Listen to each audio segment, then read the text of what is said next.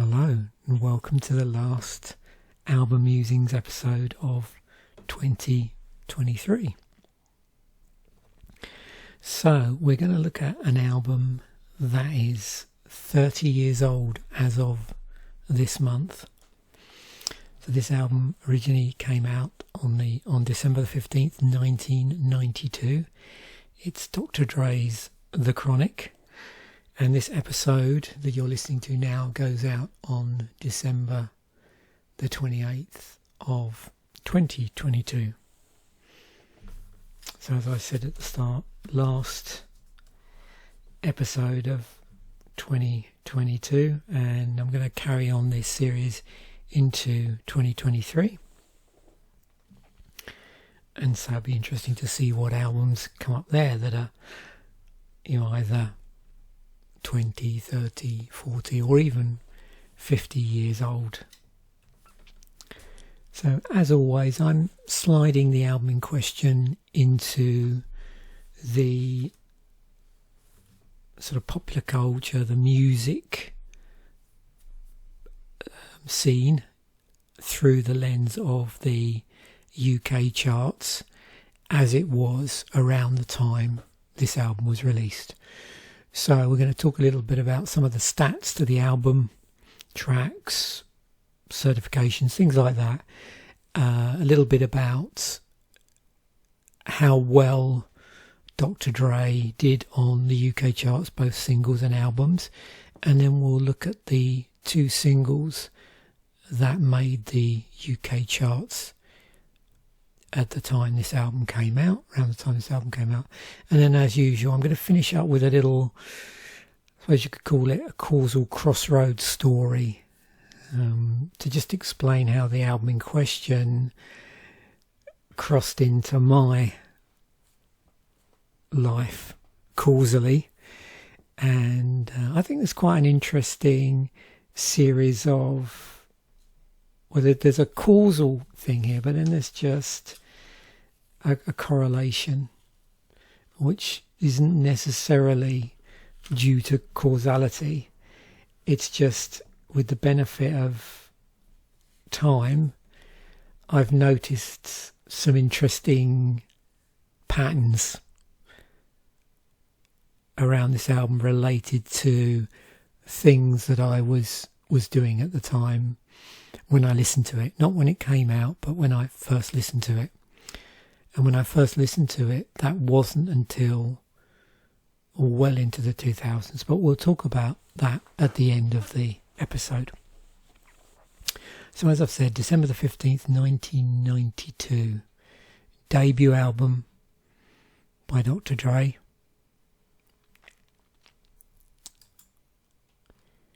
And you can see, if you look at the main discography, we've got stuff here that was done: 3 studio albums, 2 soundtracks, a couple of collaboration albums with world-class working crew, and of course NWA.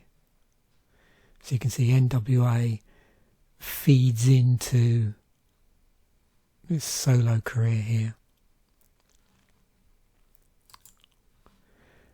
It's quite a big breakdown on Wikipedia in terms of the tracks that were on here. And as you can see, it's really useful here. You can see songwriters, performers, and samples. And also you can sort of cross-check here as to where some of this album information is coming through. And quite a number of samples on here.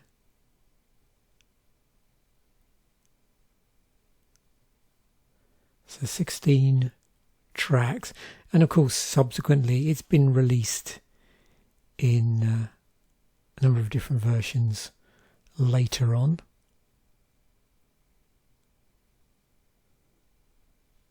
Not surprisingly, pretty long list there of personnel. I'll include the links in the description, as I always do. Chart wise,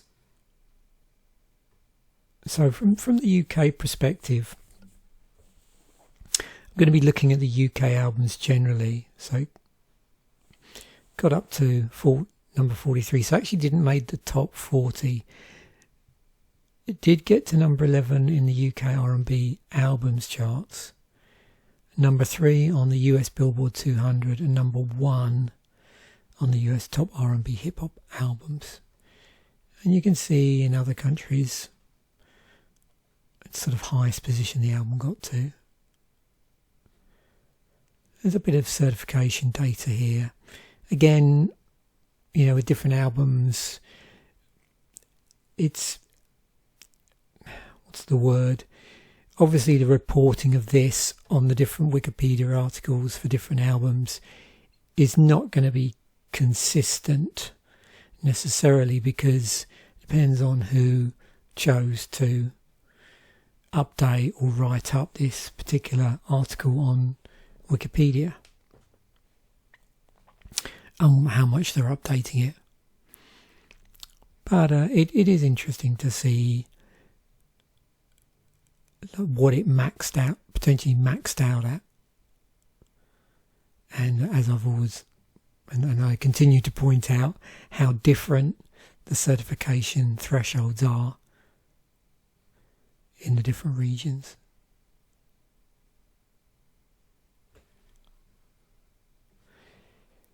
The other thing with this as well, you might notice, is because of when it was released, so the tail end of 1992,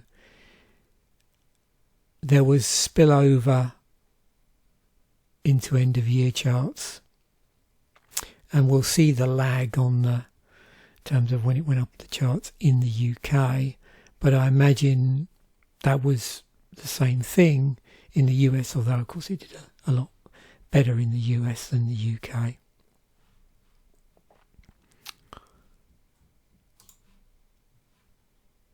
If we have a look at Album of the Year, so in terms of popularity based on the system that they use for assessing the critic score and the user score and coming up with like an aggregate for that, it's top of the list. So 19, is it funny, it's the same order in which albums were released. You'll notice, if I haven't pointed this out already on previous episodes, a star in Spotify represents a must-hear album in the top corner there. So let's just have a look at the UK charts. And we'll have a look at some of the stats for the artist, just to give us a bit of an overview. So I'll do albums first. You can see here that he has had a UK number 1 album, 2 in the top 10, top 40, and 3 in the top 75, which I suspect the additional one here would be The Chronic. So let's have a look. Yeah, peak position 43. He's on the charts for 8 weeks. Didn't get to number 1. Compton did. That was a 2015 release.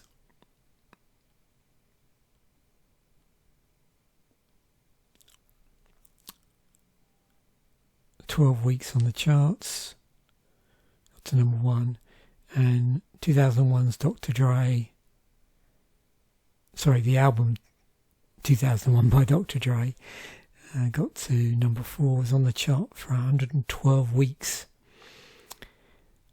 These dates here a little bit out of whack,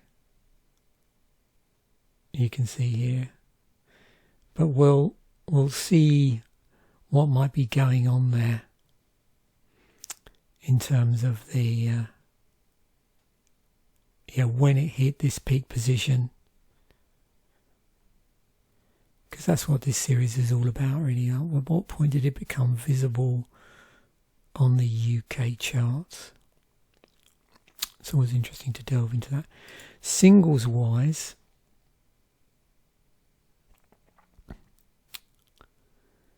you can see here, here's the two off of the album. And then if we go through,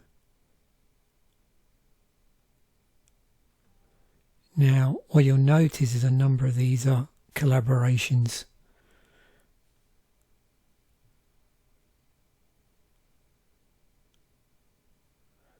That's from the singles side of things.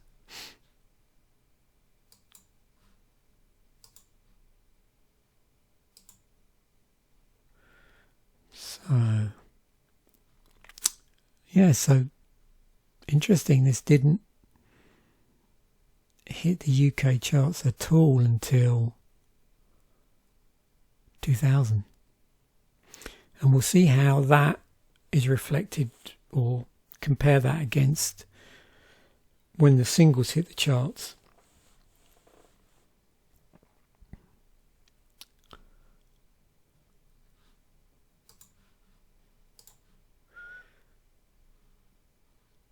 Okay, so the week that got to its highest position in the UK charts, obviously massively delayed from its original release. So let's try and find it here. What did I say?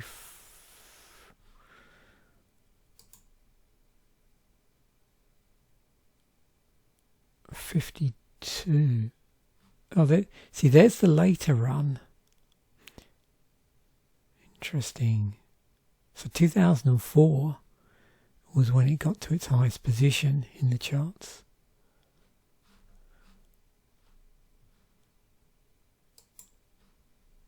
So I only got up to number 52 in the 2000 run.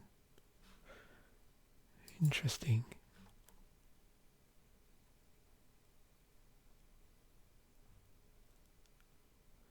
So that's why I couldn't find it, is because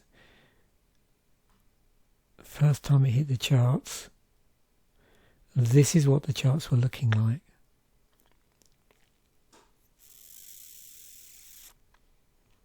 So what's that, 8 years down the line? We got Sing When You're Winning as number one, Craig David, Eminem. I wonder if that's one of the reasons it came to UK prominence, was a result of Eminem, Marshall's Mathers LP.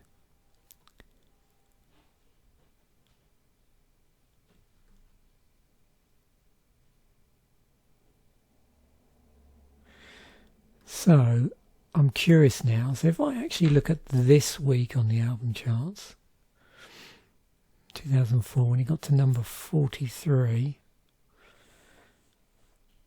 Scissor Sisters, Streets, McFly, Usher. Oh, that was riding high in the charts. The Outcast double album. And it's down here. Oh, Roots by Faithless. Yeah, I was sad to hear recently that the singer of Faithless has recently passed away.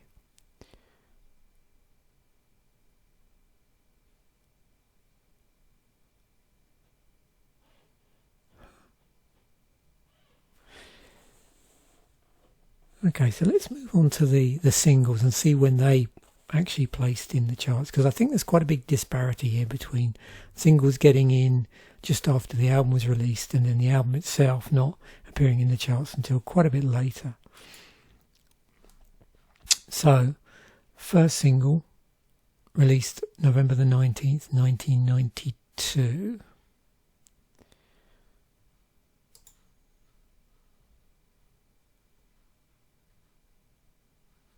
Number 31 was the highest position in the UK charts, on the chart 92 to 93, because again, like I said, the album came out near the end of December, so that when the singles were released around that period. December's always a tricky time of year anyway, as we've seen in previous episodes.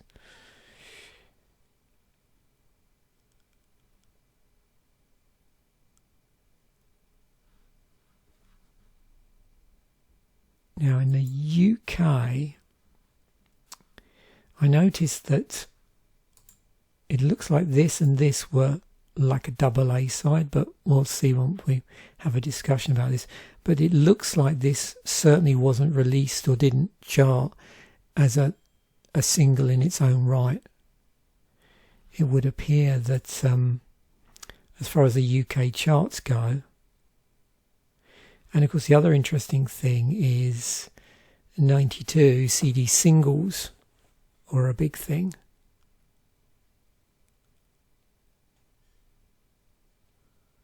Yeah, there we go. So yeah,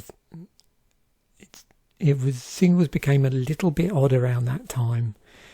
I can remember 93, 94, when I didn't have an awful lot of money. I did a bit of a career reboot at the time, and I can remember specifically buying CD singles because that's all I could afford. And yeah, there'd often be like multiple issues of the same single, and some of them would just have remixes of the same track on a single CD single. So people were playing around with formats quite a bit, because of course this is all pre-download.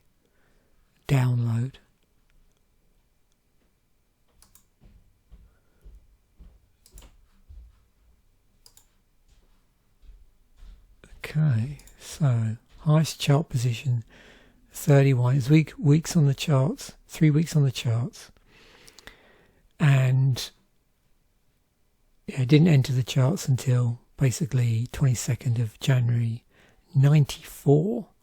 So that's more than a year after the single was actually released, looking at the stats here, or the original release.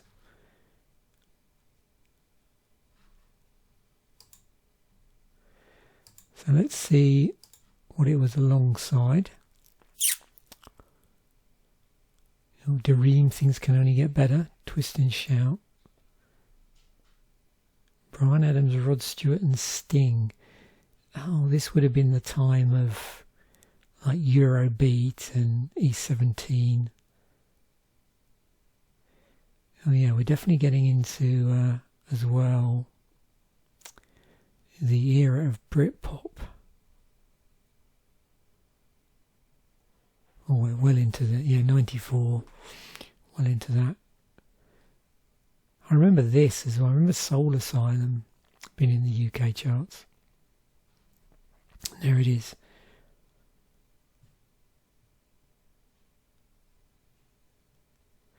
Oh, and Apollo 440. It's funny.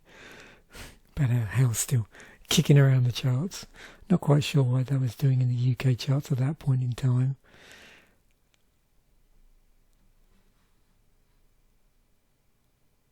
So then for the second single, in the UK charts, that is just listed as Dre Day.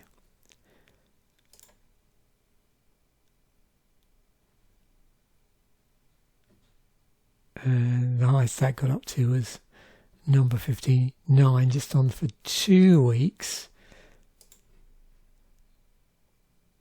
Oh dear, that's when Love Is All Around by Wet, Wet, Wet. Was that the theme tune from, was it 4 Weddings and a Funeral? Something like that, I think. One of those films.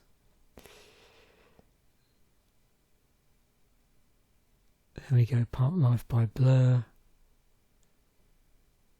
Trouble by Shampoo. PJ and Duncan. Live Forever by Oasis. Black Hole Sun by Soundgarden. So yeah, that's what I would have been listening to.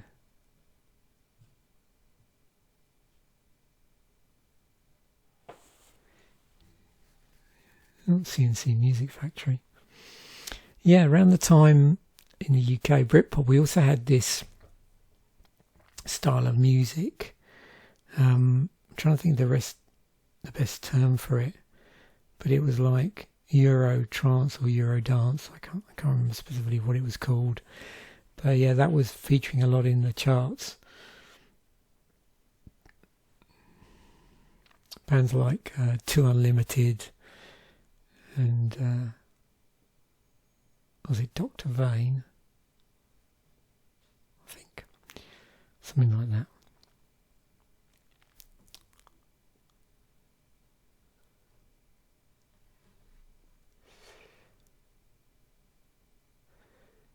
So yeah, this has been interesting because of the very... Oh, I remember this. I actually have this on CD, Swamp Thing. There's a really good... Well, CDs you don't really get a B-side, but there's a couple of extra tracks on here. One of which is a really nice, almost plain Blade Runner-esque ambient tune on it, and I just remember playing that. I always used to do my Open University assignments for my postgrad on Sunday afternoon. Yeah, it would have been 94 into 95, and I used to play on my computer my small CD collection, one of which was this grid, and I used to just flip it over, or not flip it over, but have it so it just replayed the that track, and the extra track, and again I'm having trouble remembering what it was called, but it was an ambient style track. So yeah, I think this is the first episode I've done where there's been such a huge lag in terms of when albums and singles released and when they actually hit the UK charts.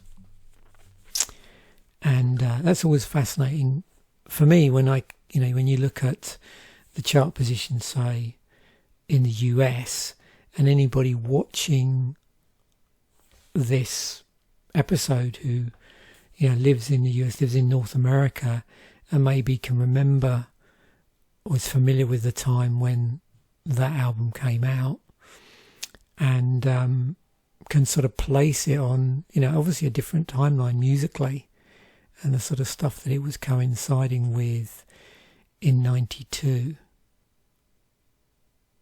So 92, that would be what is it sitting in probably alongside grunge, maybe? Let's just have a quick look.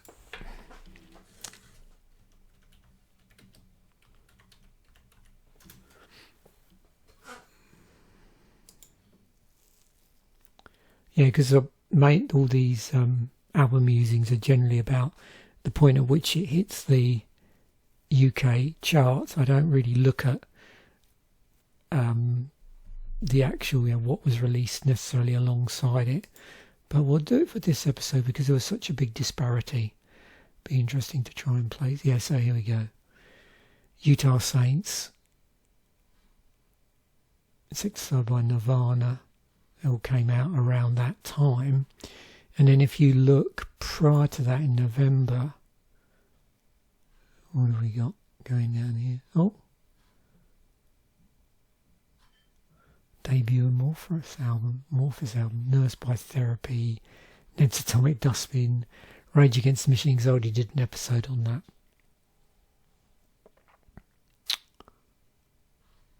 Predator by Ice Cube. Sleep's Holy Mountain. Huh. And then we get into the following year, so 93.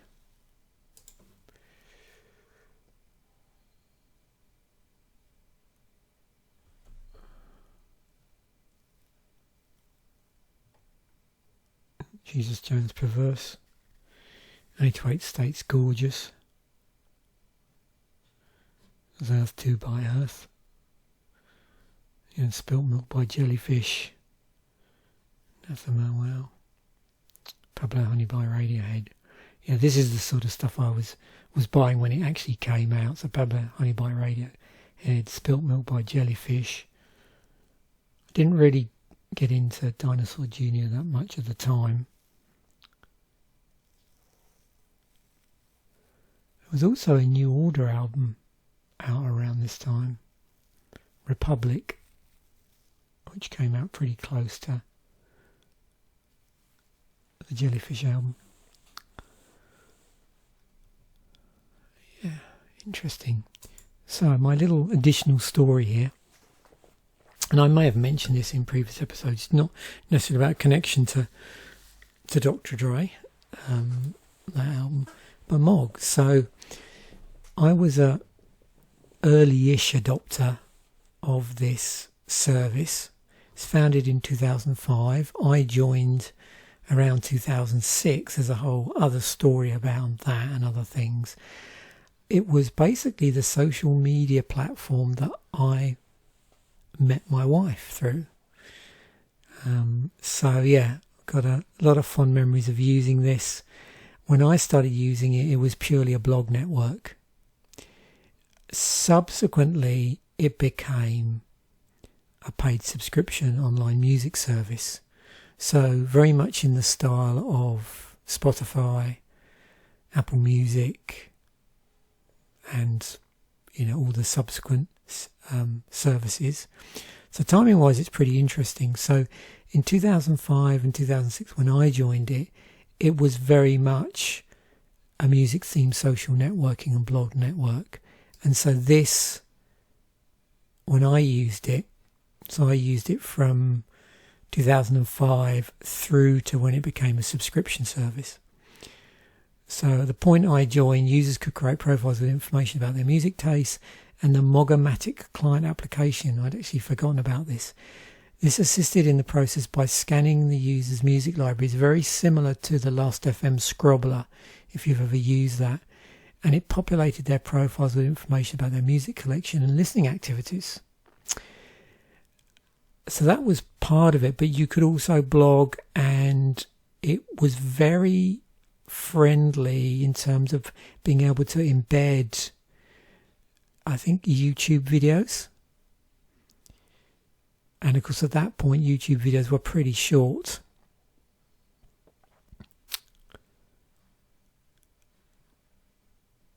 And I stuck around until around here maybe, because sometime in, and I'm not sure because I ended up on Spotify as a result. I think someone shared an invite with me, and Spotify launched in the UK. This was when I was still in the UK, early in February of 2009.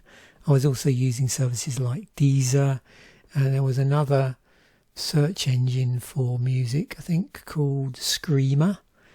And so I was using those services. So when this first launched in the UK, and I'd received some sort of invite, I think, initially, I was using this before Mog then switched over to their subscription service. Now, why am I mentioning this? Well, there's a couple of connections here. One of them is the connection in that if you look through here and you scroll down, what you'll find is, maybe it's easier to see it up the top. Yeah. So Beats Electronics, which was founded by Dr Dre, purchased Mog in 2012. And then in 2014 they shut down the Mog service in the US. And well, originally it was April, and then the date was first indefinitely postponed, but then they shut it down anyway on the 31st of May 2014. It then became Beats Music, which was a subscription-based service, but that pretty much, well, it's you can see here there's a bit of an overlap between, this being acquired, it being successed by Beats Music, but also still being online, so it was possible to access your posts for a period of time if you wanted to archive your old posts, because a lot of people that were on this platform that I knew basically stopped using it around the time it became a subscription music service. And it then got acquired by Apple. So if you look at the dates between when Beats acquired it and then shut it down, it was acquired by Apple. Now, Mog was originally founded by David Hyman, and from what I remember, there was some sort of legal action that resulted from Apple acquiring Beats Music. I'm not quite sure what it was all about because I didn't really follow it, but I know there was maybe he, thought that this was almost like flipping, so he'd probably sold it to Beats Electronic at a lower price than Beats then sold it to Apple. And what do you call about it? Is it buyer's remorse? So he had seller's remorse, maybe, I don't know. Anyway, yeah, so there's interesting connection between Dr. Dre and Mog. Again, like a causal crossroads. So as I said, I joined Spotify sometime in 2009. But there is another little connection in that as well, because when I was on Mog blogging, I did start off a series that didn't get very far. So sometime in 2006, just after that, I bought this book, which is 100 Albums That Changed Music. It's an interesting book. Obviously, it doesn't cover many albums, but there's some pretty cool song lists in there as well. It's an interesting read. They spend a lot more time looking at and dissecting the albums than, say, something like 1001 albums to listen to you. It's easy to see what the list is online. And as a sort of exercise in blogging and I just wanted to get into album reviewing just casually. I started off working backwards. So Spice Girls, this one was on there. So that's the point that I listened to. It was sometime between 2007 and 2009 was when I finally got around to listening to this album because I wanted to review it. I can't remember what I said in the review. And I got as far as here, really, and then I sort of lost interest a little bit. Other things were happening in my life that were much more interesting in some ways, and I sort of lost momentum a little bit to do that. I think I was just as well getting busier when I was working for myself. So I got as far as Metallica, and what was really nice, and it's one of those things that really improved my confidence in terms of blogging, was there were a number of people that also used to blog, and we'd comment on each other's posts. Because I was an early adopter of Mog, there was quite a few people early on who I recognised as being like famous within the music industry, and one of whom was John Ingham, who's a famous music journalist, famous for covering the Sex Pistols in the early days. He wrote for Sounds newspaper. I think I've mentioned in other episodes. I mentioned it when I was doing my 5 most loved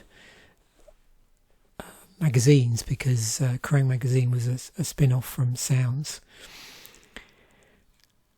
And he was actually blogging on Mog, and was very complimentary about the review I did for, I think it was Metallica. I think that was the one. And it was a bit of a different type of review. What I was doing was listening through to the album at the time and just thinking of the first similar track that came to my mind when listening to this album. And obviously it was the obvious things that I was doing parallel with, like Diamond Head. But I noticed that one of the tracks sounded remarkably like a Wishbone Ash style, a thing they would do in terms of the form of it.